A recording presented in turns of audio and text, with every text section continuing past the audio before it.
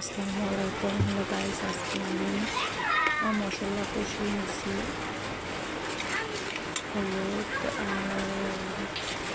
দিয়ে দিয়েছি, পেঁয়াজ রসুন দিয়ে দিয়েছি, আদা দিয়ে দিয়েছি, তারপর এখন আমি লবণ তো দিয়ে দিয়েছি, অল্প পরিমাণে মরিচ দিয়েছি। আজকে আমি মাছটা কষিয়ে নিতে আসি, যেহেতু মাছ দিয়ে আপনারা এই ধরনের রেসিপি আমি আপনাদের সাথে শেয়ার করছি এবং দুপুরের খাবারের আয়োজন ছিল।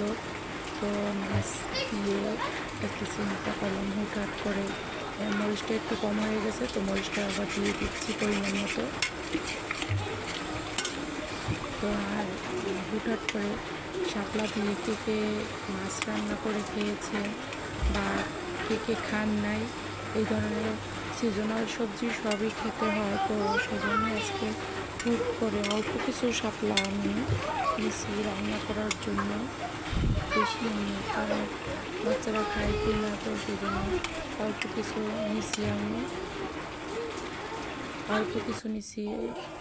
এখন সব মাছটা কষিয়ে মাছটা আমি সরিয়ে নিয়েছি, তারপর আমি নিজেরা শাপলা স্লাইস করে কেটে রাখছি, ওগুলা আমি পরাপর দিয়ে যাচ্ছি। শাপলাটা ভালোভাবে কষিয়ে নেওয়ার পর তারপর আমি কষানো মাছটা দিয়ে দেব শাপলার উপরে। এখন আমি শাপলাটা দিয়ে দিচ্ছি, সেদ্ধ হওয়া পর্যন্ত আবার অপেক্ষা করতে হবে। তো আপনাদের সাথে আজকে দুপুরের রেসিপি শেয়ার করলাম। আপনারাও সিজনাল যে কোনো সবজি আপনারাও খাওয়ার চেষ্টা করবেন এবং বাচ্চাদের কম বেশি খাওয়ানোর চেষ্টা করবেন, কারণ ওরা তো মাছ মাংস, আজকাল বাচ্চারা তো মাছ মাংস, বিরিয়ানি, নান, তারপর চিকেন, এগুলো ছাড়া তো আর ওরা খেতেই চায় না। তো যাই হোক, আমি সব রকমই খাবার দেওয়ার চেষ্টা করি আমার বাচ্চাদের।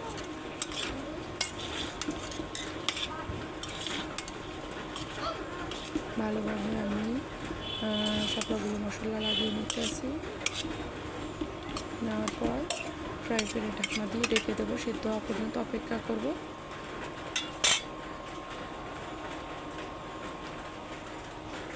আল্লাহ হাফেজ।